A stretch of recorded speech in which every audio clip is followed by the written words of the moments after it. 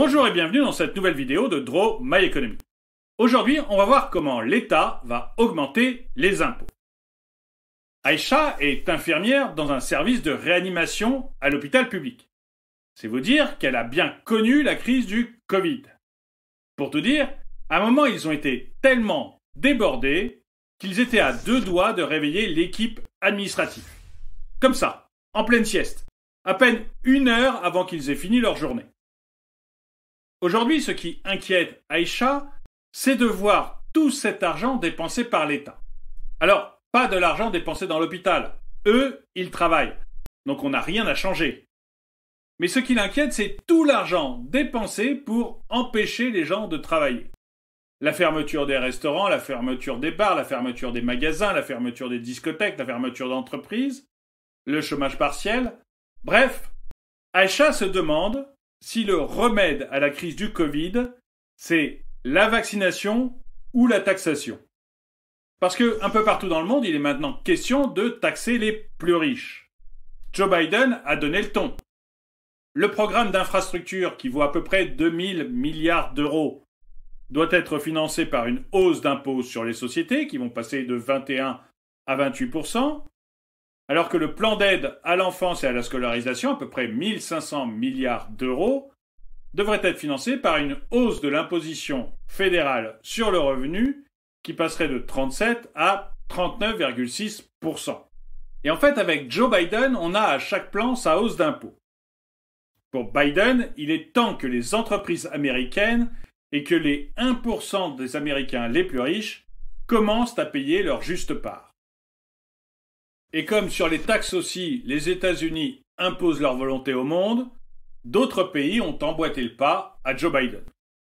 L'Argentine, la Bolivie et la Nouvelle-Zélande ont créé un impôt spécial sur les grandes fortunes.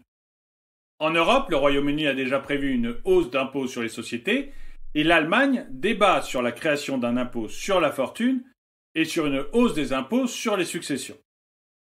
Et tout ce petit monde est encouragé par le FMI, qui appelle à une taxation des ultra-riches pour répondre à la crise, et qui emboîte le pas à Joe Biden pour demander un impôt minimum sur le bénéfice des entreprises.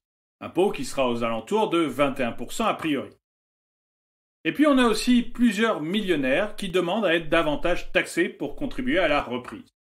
On pourrait leur rétorquer qu'il leur suffit de faire des dons, de faire des chèques à l'État, qui les acceptera avec plaisir, mais comme ils veulent aussi être généreux avec l'argent des autres, ils veulent étendre ça à tous leurs amis.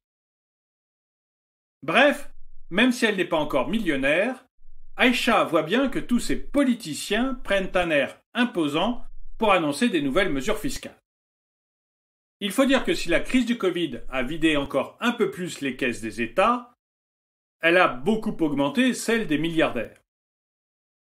La fortune d'Elon Musk, par exemple, a quadruplé en 1 an.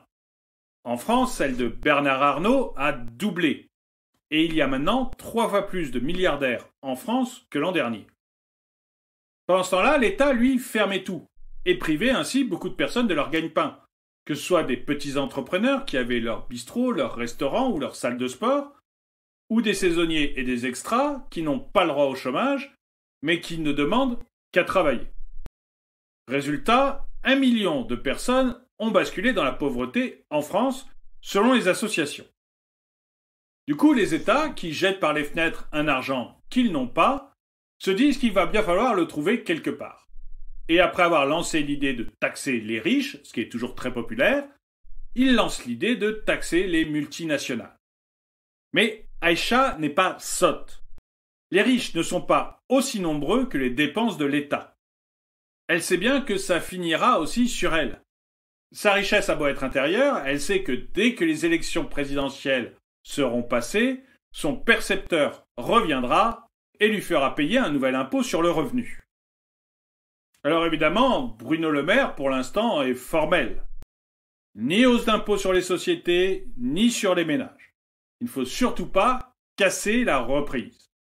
Si on annonce des hausses d'impôts, il y aura un effet Ricardo, les entreprises n'investiront plus et les particuliers mettront encore plus d'argent de côté, argent qui ira rejoindre les 200 milliards qu'ils ont mis de côté pendant la crise du Covid. Ceci dit, comme la dette publique et le déficit de la France sont à des niveaux jamais vus depuis 1949, les Français ne sont pas dupes.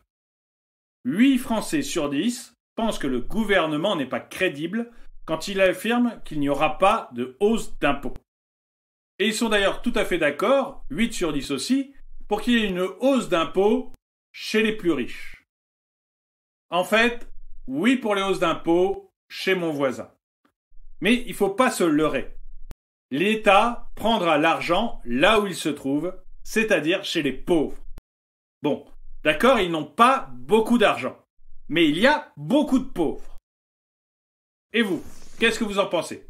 Croyez-vous le gouvernement quand il nous dit qu'il n'augmentera pas les impôts, ou pensez-vous que tout cela finira comme toujours par des taxes? Dites-le moi dans les commentaires. Et le dicton du jour. J'ai déjà essayé de payer mes impôts avec le sourire, ils préfèrent l'échec. Merci d'avoir regardé cette vidéo, mettez-lui un pouce vers le haut, commentez-la, partagez-la. Merci à tous ceux qui m'aident sur Tipeee, merci à ceux qui ont rejoint la chaîne, et je vous dis à très bientôt.